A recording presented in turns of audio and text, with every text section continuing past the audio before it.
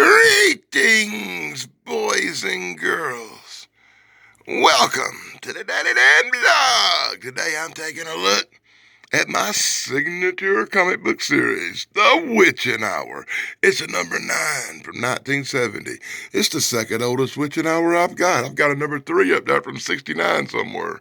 Check out that really cool cover. And we're going to find out about some Chinese people who predict the future sometime around the witching hour. So sit back, boys and girls. Happy-faced a clown has a nursery rhyme, and it's about the boogeyman. So in the front cover of this comic book, you could order some really cool posters from back in the day. Hey, I probably would have ordered me a Valley of Ganji cover, yeah. I guess that's a good inside cover, right? So inside the first story, we get the Witching Hour opening, where they're looking at a picture of some little girl from back in the 40s. They're going, I wonder what happened to her. Well, here's what happened to her. She went walking in the woods one day. It was very scary. There was a creepy guy come up, and, well, I guess we know how this story ends. They find a body beside a railroad track. Oh, my God, ah! And then we get the tale of this goof. This goof who inherits a bunch of other stuff from some other old goose. Oh, my God, it's the lonely road. I'm not going to like this story, am I? So we get the story of Old Marone the swindler, Old Marone the crook. Old Marone has a flashback to when he scammed his parents out of their farm. Young Marone has a wicked little magic idol that tells him what to do, because Old Marone is a goof. And then you get a commercial, because all that excitement calls for a commercial from Tough. Tough. The only cars and vehicles that were tough enough to last. Of course, they didn't last, and none of these are still around. They're probably worth a fortune now if you can actually find one of these pieces of crap. So Info Panels brought to you by the Daddy Dan Blog, taking a look at The Witching Hour number 9 from 1970, a classic old comic book. We see a man named Marone with his magic idol. His magic idol that makes him rich, his magic idol that turns him on to chicks, his magic idol that takes him down the route. He goes back to the house he inherited from his parents, who he wished dead with his stupid little magic idol, and apparently he inherited the house. Snap, snap, snap, snap. I wonder if Lurch is in there. He apparently inherited the house from the Addams family. And apparently the house comes with an evil chick who likes to... I ain't gonna say that. Anyway, he encounters the evil chick, and she talks some smack. He tells her she's gotta leave, but she grabs him on the arm. I guess she's... maybe a witch. Anyway, she's trying to drag him up in there and says, you can't be scared of your parents' ghost. Your parents' ghost can't hurt you. So check out my Star Trek uniform. Do you like it? I'm going to be in a TV show soon. And he's terrified of the thought of her being in a TV show because he can't stand Star Trek. He said, no, not Star Trek, come on. No, I'm just kidding, guys. Anyway, she's trying to get him to go in the house, and his terror is overwhelming him. He fears his parents' ghost. But she talks him into overcoming his fears, and the last thing we see of him is him walking down the long, lonely hall of his inherited house. And then the witches are cackling, dumb fucker's hours now. And he turns back to sands of time. Yep, sands of time run out for that dude. He's toast now. And then we get the Dark Well. And you can read this stuff, Michael Marone, if you want to, because you are the resident reader here on the Daddy Dan Blog, because Michael Marone reads everything, because Michael Marone is a goof.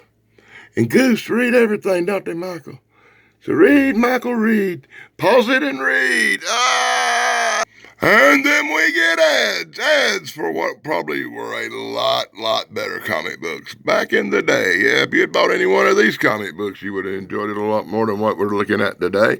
And then you could have had whatever in the Blue Heck Major League team thing is down here if you like baseball. I didn't.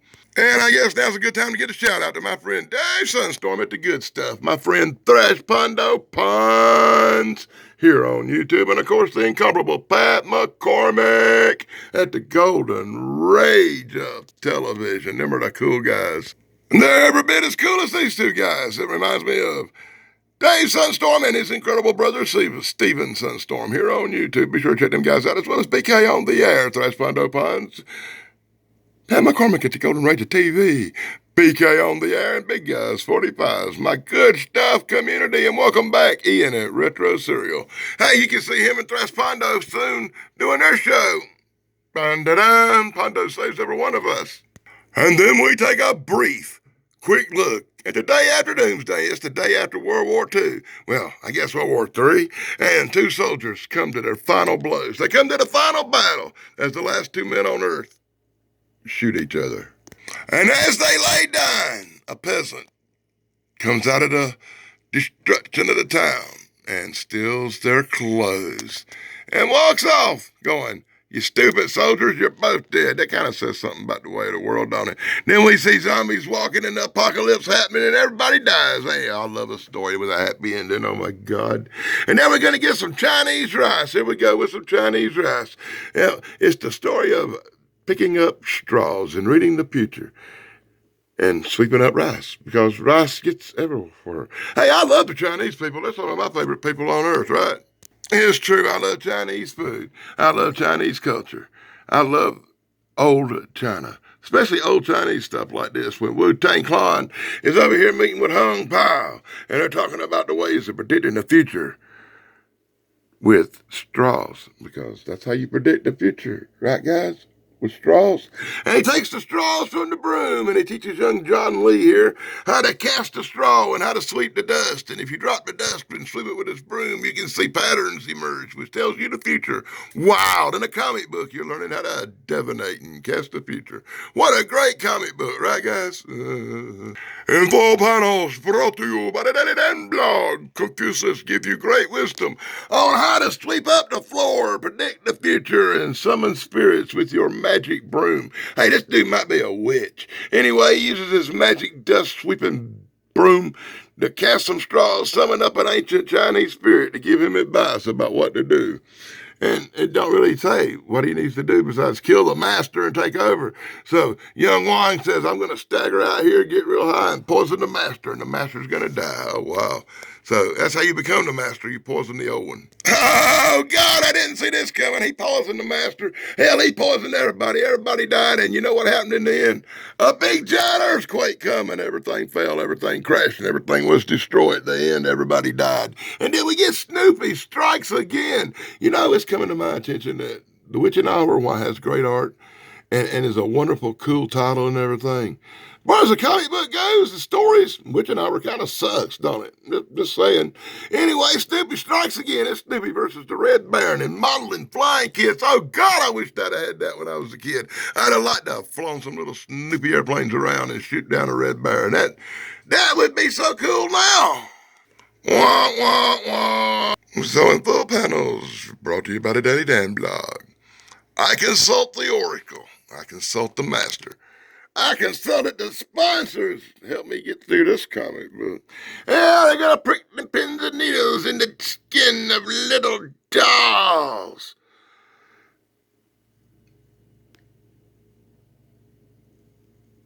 Yes. I am gonna figure this out. Wow, I got lost for a minute, didn't I, guys? Anyway, Goofy Dude had a dream where the world was destroyed. So now he's getting some pins and needles pricked in his little skin for being such a goof, and it turns out that behind the mask was their evil witch friends. Our evil witches are tormenting the fat guy, for his predictions of the future was just a nightmarish dream inflicted on him by the evil witches of the Witching Hour. Oh, my God. And the story is just getting stupider and stupider up in here. And then you get a commercial for Superman. That's right, a Superman comic book that's probably 150,000 times better than this stuff here right now. And the commercial for the Batman and the Flash. Boy, both are new TV shows featured on the CW. So in our final Witching Hour tale today, we get the Trumpet Perilous. What the freak kind of title is that? Anyway, we get some mountain climbers. They going up in the Himalayas. Hey, we were just talking about that on the Paranormal Highway today. They gonna run into a Yeti up here on this Himalayan mountain as they search for the lost city of Bukaru. They could have called it Shangri-La. They could have called it Eden. They could have called the lost city anything they wanted to except for Bukaru. What the heck is a Bukaru? Anyway, these goofy-os are looking for Bukaroos. As they climb the mountain, still no Yeti, still no creature, still no monster. I was hoping that a Yeti come up and throw all these goose off the mountain anyway. They find a cave. They break through the cave with their tiny little picks. They're tiny little pigs. And at the bottom of the cave, they behold a wondrous sight. The city of Bukaru, Shangri-La, Eden, whatever you want to call it. God darn it, hidden city in the mountain. And you could have ordered any kind of military patches you wanted for $1.75 back in the day of 1970. You could have booked all military and got your ass whipped for stealing honor. Stolen valor, So in this typical nightmarish story here in the Witching Hour, we get the goose who found Baccarat, the secret lost city of ancient power. They find the trumpet hid at Baccarat. Must be the trumpet they blow to knock down the walls of Jericho. They find a chalice, which is the very magic. If you ring the bell, wah, wah, wah, wah, wah, it rings like the hollow moon probably. It causes you to distort from the sound effects. And whoa, it fills up with water. You probably shouldn't drink that, dude. It might be the Holy Grail. But they drank from the cup of destiny, and it gives them youth and everlasting life. No, but this makes them feel good. And then they go over to that big horn, and he decides, hey, we need to blow the big horn. Now, why in the hell would you blow the big horn you just found? He gives it a huff. He gives it a puff, and he gives it a blow.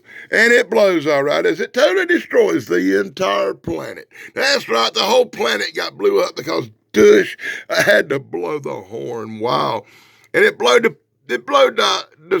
pictures right off the page because all you get is the final words without even having a picture. And to all a good night because the freaking world's gone. I hate these stories. God, what an ending. Makes me want to pull my hair out as I look at this really cool bicycle you could have had from back in the day. Hey, I never had that bicycle, but I had some really cool bicycles back in the day. I was a bicycle riding monster. That's probably why I got bad knees now. I wore them out riding them stupid bicycles. I wish I'd stayed off of them mother.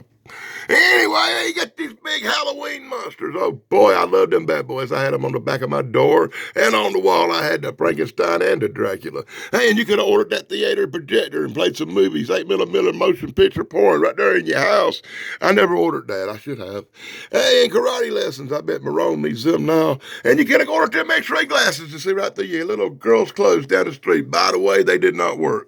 And we're going to wrap up the back cover with a big old waste of space called Hot Wheels. That's right. You could have had all the cool Hot Wheels cars back in the 1970s.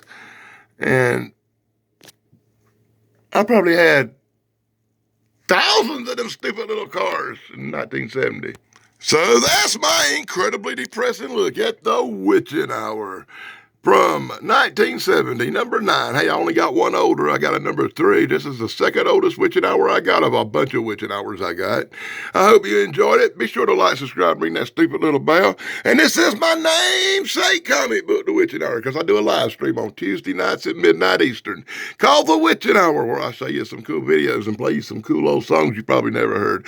Be sure to join me on The Witching Hour and also on my other channel, The Fat Comic Book Guy, where I check out a comic book once in a while and comic book shops and what's on the shelf. Be sure to join me. Until next time, Danny Staton. Blog over, dudes.